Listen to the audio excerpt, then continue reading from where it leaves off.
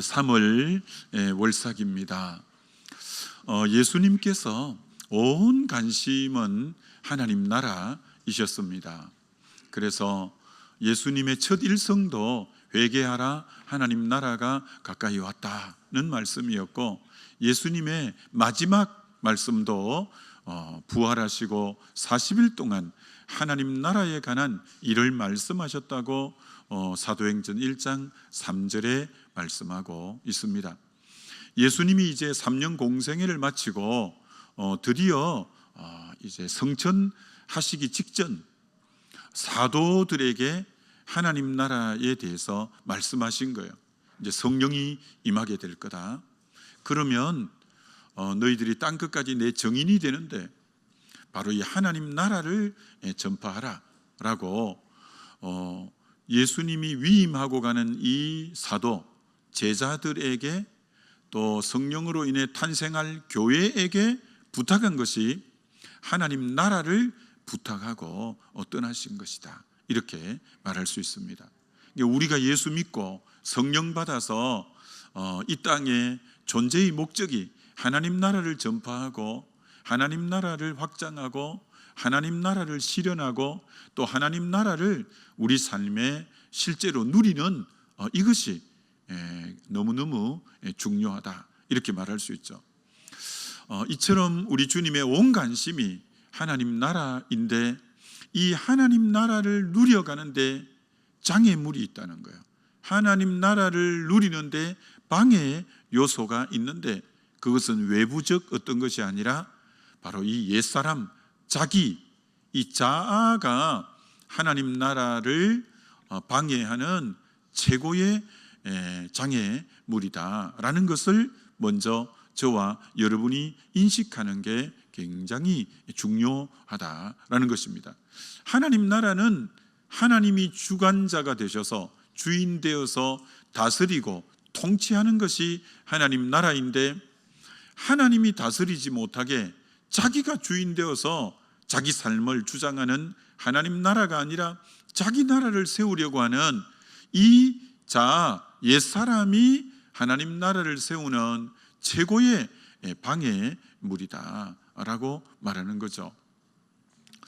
그래서 디모데후서 3장에는 말세에 고통하는 때가 이를 거다면서 여러 가지를 쭉 기록하는데 맨 첫 번째가 자기를 사랑하며, 말세가 될수록 사람들이 자기를 사랑한다는 거예요. 자기를 사랑한다는 거예요.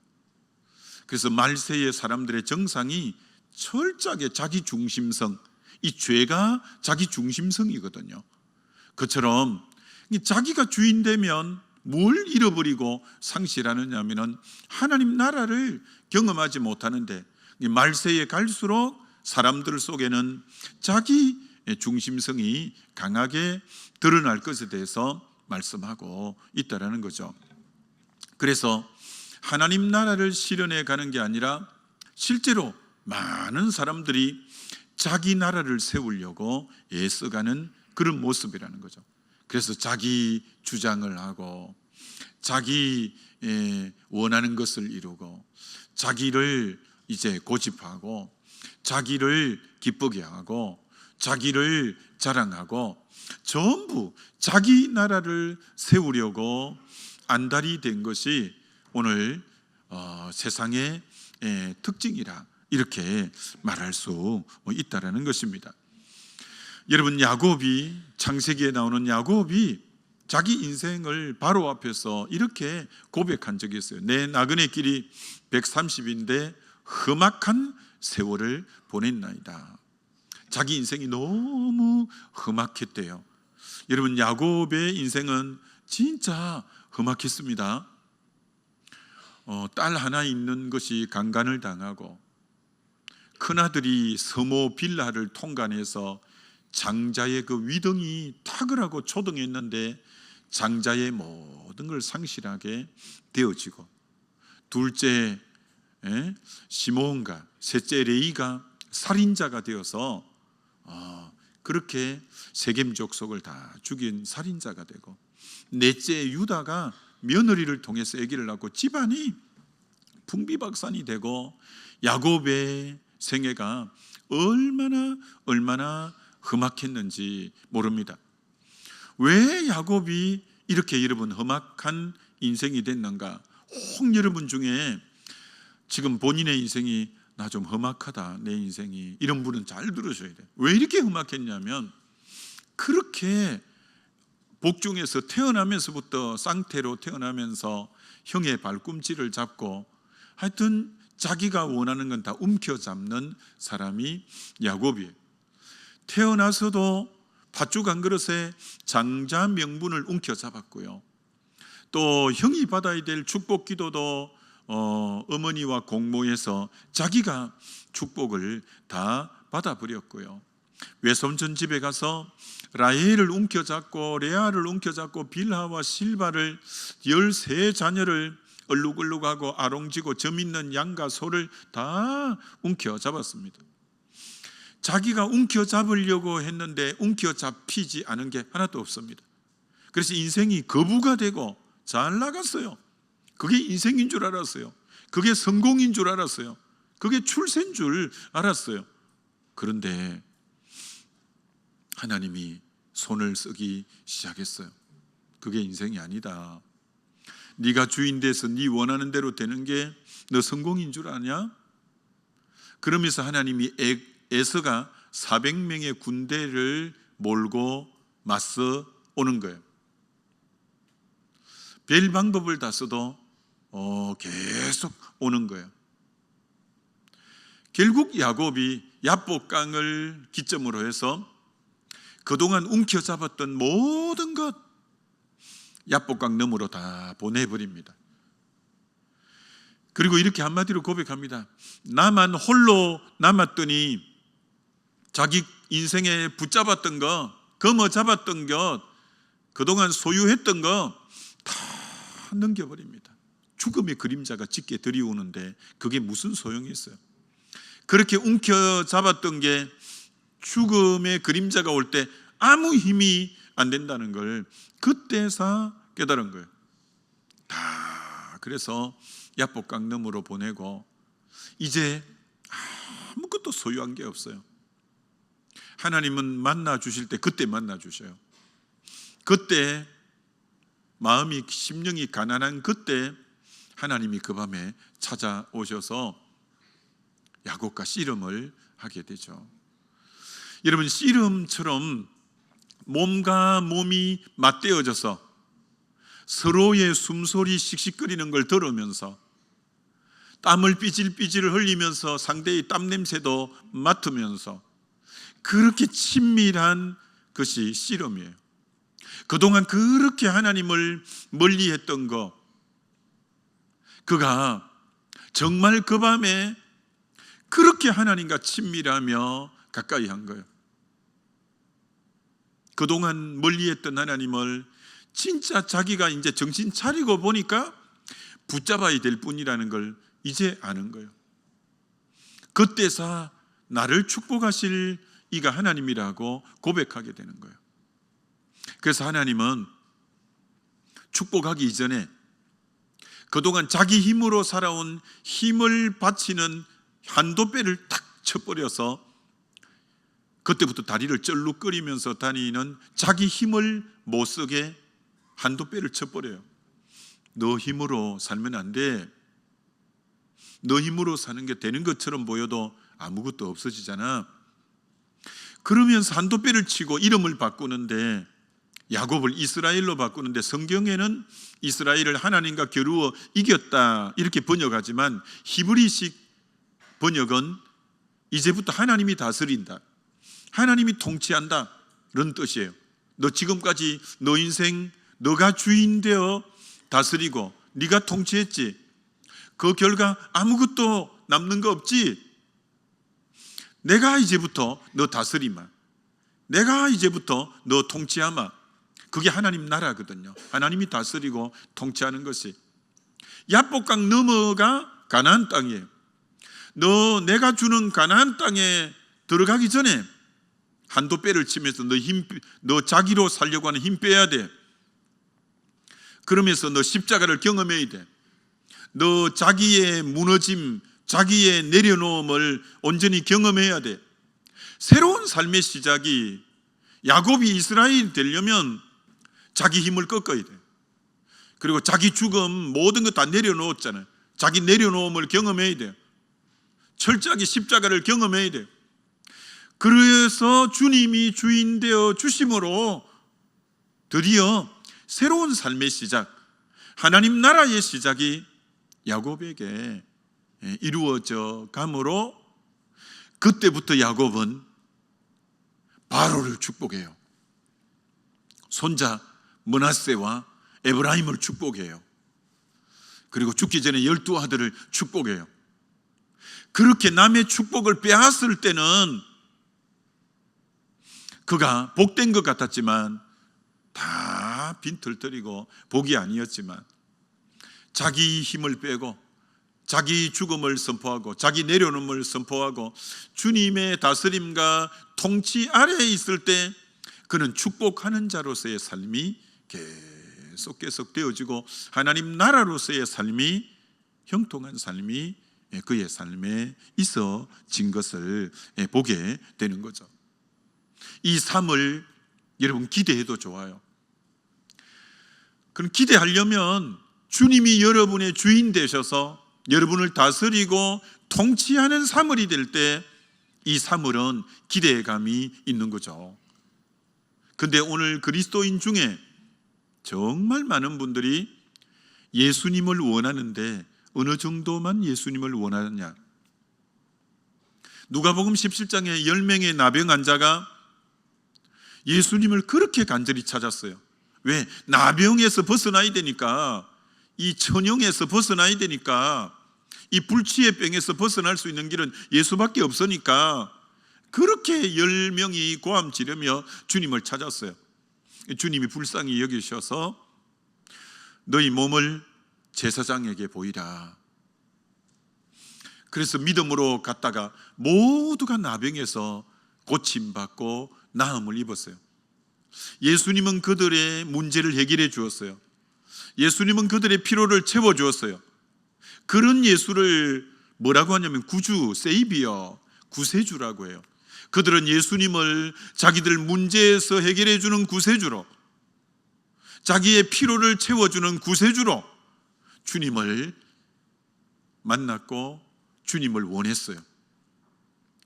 근데 그 뒤에부터가 뭐냐면 이제 주님이 내 문제를 해결해 주셨고 하면 주님에게 찾아와서 그분을 내 주인으로 모시고 다스림 받는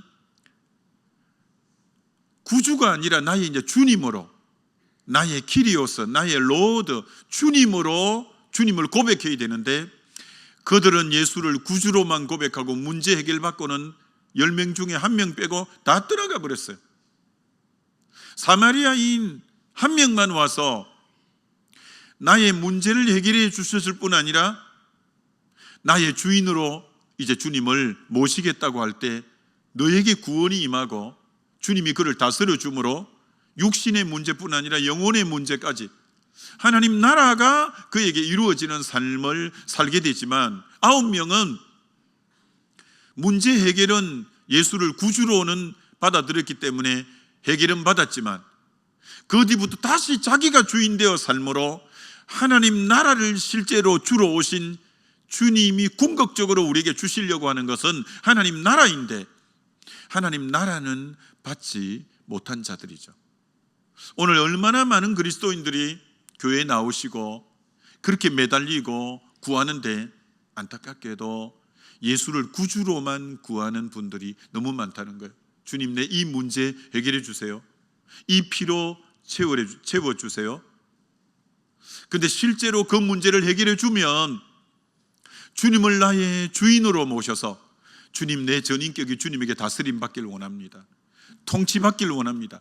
그때 로마서 14장 17절 하나님 나라는 먹고 마시는 것이 아니라 성령 안에서 의와 평강과 희락에 진짜 주님이 주시고자 하는 하나님 나라를 누리는, 이 땅에서부터 하나님 나라를 누리는 삶을 주시고자 하는 게 우리 주님의 원함인데 오늘 많은 그리스도인들이 거기까지 나가지 않으려고 해요.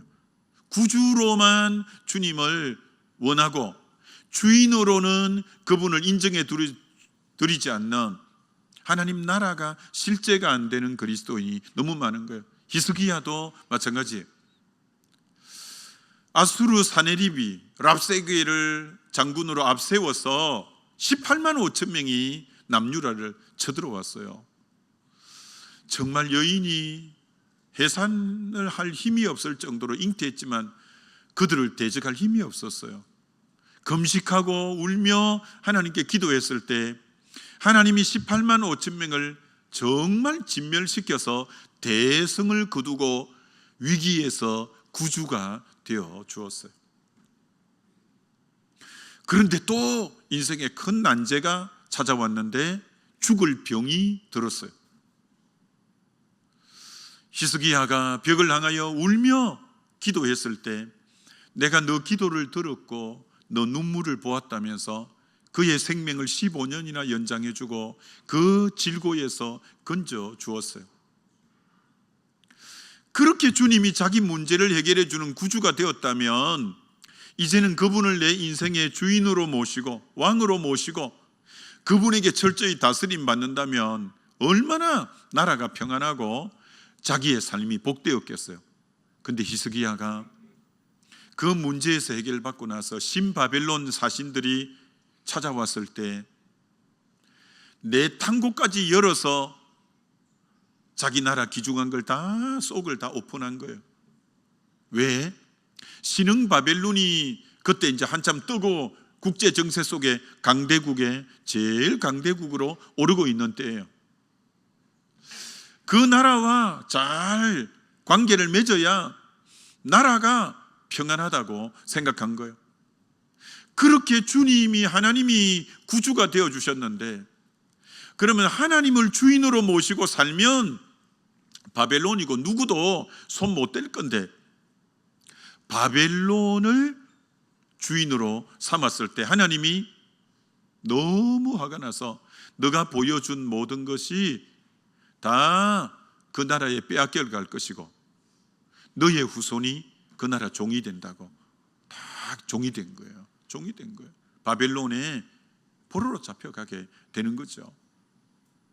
여러분, 지난날 문제 해결해 준 구주로 우리 주님을 가까이 하는 그 정도 신앙이 되어서는 안 됩니다. 이 3월에 주님을 철저하게 자기를 부인하고 내가 죽고 예수를 주인으로 시시각각으로 의지할 때 주님이 나를 다스리고 나를 통치할 때 나는 하나님의 나라를 실제로 이 삶에서 이 3월에 누려가는 우리 주님이 3월에 여러분에게 주시기를 원하는 게 뭐 건강이나 뭐 어떤 물질이나 여러분 앞길을 열어주는 거나 그건 결과론적인 거고 하나님 나라가 되기만 하면 나머지 모든 것은 덤으로 오게 될 줄 믿습니다. 오늘 우리 주님이 여러분의 주인 되심을 얼마나 원하고 사모하는가라는 것이죠. 그러기 위해서 여러분이 주님의 주인 되심을 늘 이렇게 인정하기 위해서 어떤 자세 하나가 3월에 꼭 필요하냐면 근신이라는 자세예요. 여러분 성경에 근신, 개역 성경에는 더 많이 나오고 개정개역보다 여러분 근신이 늘 깨어있고 정신을 차리고 조바심하는 마음 안에 사는 자세를 근신이라고 이렇게 하는데 몇 가지 근신에 대한 구절을 읽어드리면 베드로전서 5장 8절에 근신하라 깨어라 너희 대적 마귀가 우는 사자처럼 두루다니며 산길을 잘 산다. 영적 이 어떤 악의 세력으로부터 여러분을 지키기 위해서 근신하라 깨어라 근신해야 돼요. 이제 지금이 만물의 마지막 때인데 베드로전서 4장 7절에 만물의 마지막이 가까이 왔으니 그러므로 너희는 정신을 차리고 근신하여 기도하라.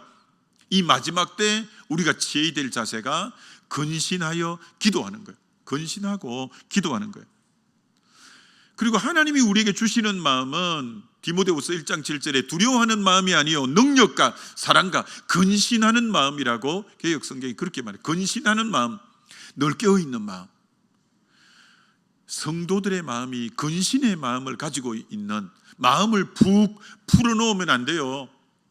주님 나라 갈 때까지 마음을 휴가라고 해서 야 이제 모든 건 다 잃어버리고 푹, 그때 범죄하는 거예요. 그때 범죄하는 거예요. 그때 넘어지는 거예요. 다윗이 그때 넘어졌어요. 우리는 이 땅이 광야고 어둠의 영이 있기 때문에 여러분이 외국에 나가든 어디에 나가든 마음을 완전히 풀어헤쳐 놓아야 될 자리는 없습니다. 언제나 깨어 근신된 자세가 필요하죠. 아니 여러분, 마태복음 13장이나 고린도서 4장이나 우리는 질그릇 속에 보화를 가졌고, 마태복음 13장에는 밭을 갈다가 보화를 발견하고 모든 걸 팔아 산 예수 그리스도가 우리의 보화로 내 안에 내주하고 계셔요. 주인으로 계셔요. 아니 여러분, 토요일 날 전세 집주인이 전세금 2억을 수표로 가지고 와서 전세금 여기 있습니다 내어줬는데, 은행이 다 문 닫았는데 2억, 1억 이거 두고 주일날 예배에 나오자니 마음이 영 막 미덥지가 못하고, 그래서 막 여기 1억 넣고 또 이 단추 잠그고, 여기도 1억 넣고 단추 잠그고, 차를 타고 오면서 신호등 보면 사람들 모르게 살짝 여기 만져보는 거예요. 1억이 잘 있나, 2억이 잘 있나. 교회에 이제 차를 주차하고 안내위원이 인사할 때도 아유 그래요 잘 계셨어요 하면서 또 살짝 여기 한번 또 만져. 찬송할 때도 만져. 왜? 내 안에 보화가 있는 거예요. 2억이라는.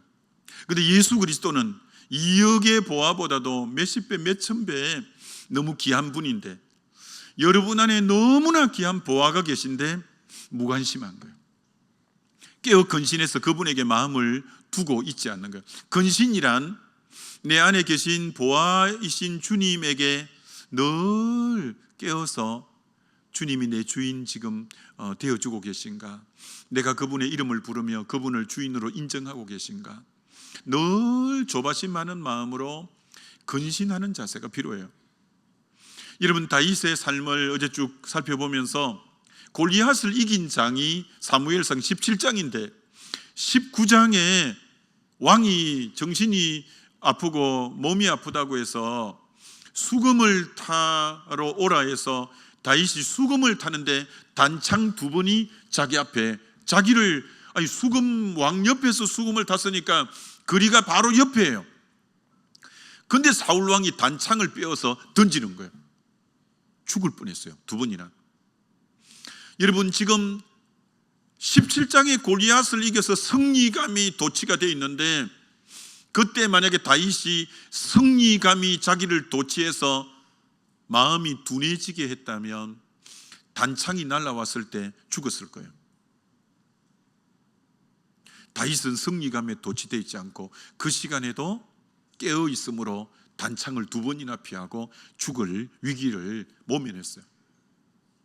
자기가 왕의 사위가 되고 미갈이 아내가 사울 왕의 딸이 아내가 됐는데 군대를 보내서 집을 포위하고 죽이려고 하는 거예요. 깨어서 미갈이 다윗을 강주리에 담아서 개우 달아내림으로 구사일생으로 살아나왔어요. 골리앗을 이긴 승리감에 도취됐다면, 근신하지 않았다면 죽었을 거예요. 왕의 사위가 되었다고 그가 마음 푹 놓았다면, 근신하지 않았다면 죽었을 거예요. 여러분이 지금 어떤 승리감에 도취되어 있나요?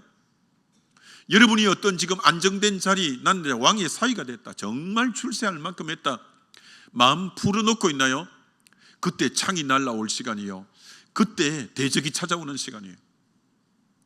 여러분이 이 3월에 깨어 근신된 마음으로 온 마음을 주님에게 모두고 있으면, 주님이 나를 다스리고 내 주인 되어 주시면 여러분의 삶은 하나님 나라로 주님이 보호하고 지켜주시고 함께해 주실 줄 믿습니다. 주님이 그거 주시고자 하는 거예요. 여러분, 사람이 근신하지 않으면 그 삶은 금방 타락합니다. 사람 금방 타락합니다. 여러분, 소돔 고모라가 창세기 19장이 나와요. 소돔 고모라가 이사야 1장에 나와요. 소돔의 백성들아, 고모라의 가는들아. 소돔 고모라가 마태복음 11장에 이 악하고 엄란한 세대라면서 소돔 고모라가 또 나와요. 계시록 11장에 말세에 소돔 고모라처럼 되어서 멸망하는 소돔 고모라가 또 나와요. 창세기 19장의 소돔 고모라, 그리고 주전 700년에 기록한 이사야 1장의 소돔 고모라, 지금 2000년 전에 마태복음 11장의 소돔 고모라, 마지막 종말 때 계시록 11장의 소돔 고모라. 여러분, 소돔 고모라는 한 번으로 끝난 거 아니에요. 여러분이 깨어 근신하지 않으면, 롯이요, 소돔 고모라의 주인공이 롯이었는데요, 두 딸이었는데요, 그 아내였는데요, 하나님 백성이라는 타이틀은 있었지만 완전히 세속화되었어요. 아브라함을 기억하사 하나님이 건져낸 거지, 롯의 소행만 보면 다 불과 유황에 진멸되어야 돼요. 여러분 잘 생각하셔야 돼요. 여러분이 깨어 지금 근신하고 있는가? 여러분 안에는 세상을 너무 사랑하고 계속 뒤를 돌아보다가 소금 기둥이 되어 있는 안에는 없는가? 여러분 안에는 소돔 고모라의 문화에 젖어서 롯의 두 딸이 술이 만취될 정도로 술을 먹이는 자가 되고, 아버지를 통해서 암몬과 모앗의 씨앗을 낳는 제약된 자식들이 없는가? 잘 생각해야 돼요. 깨어 근신하지 않으면 본인은 겨우 구원 얻을지 모르지만 그 안에는 소금 기둥이 되고 그 자식들은 죄악의 열매를 계속 맺는 그런 형편으로 다 전락해버려요. 정말 깨어 근신하지 않으면 소돔 고모라처럼 될 거라고 말씀하고 있기 때문에, 얼마나 이 하나님 나라를 유지하는데 근본 자세가 근신이라는 거. 근신. 딱 내 마음의 초점을 주님에게 두어야 돼요. 저는 정말 하나님이 허락하는 시간 동안 그런 자세로, 아무리 교회가 부흥이 되고 누가 뭐라고 할지라도, 주님, 저는 주님 떠나 아무것도 할 수 없는 가지예요. 목자 떠나 아무것도 할 어린 양이에요. 저는 주님 품을 떠날 수 없어요. 주님 안에 거하는 것을 한시도 놓칠 수 없어요. 여러분, 주님을 주인으로 시시각각으로 모셔드릴 때만이 여러분 안에 성령 안에서 의유가 있고 평강이 있고 희락이 있는 그런 삶, 이 사물에 또 앞으로 남은 생에 잘 누려가시는 저와 여러분 되시기를 주의 이름으로 축원합니다.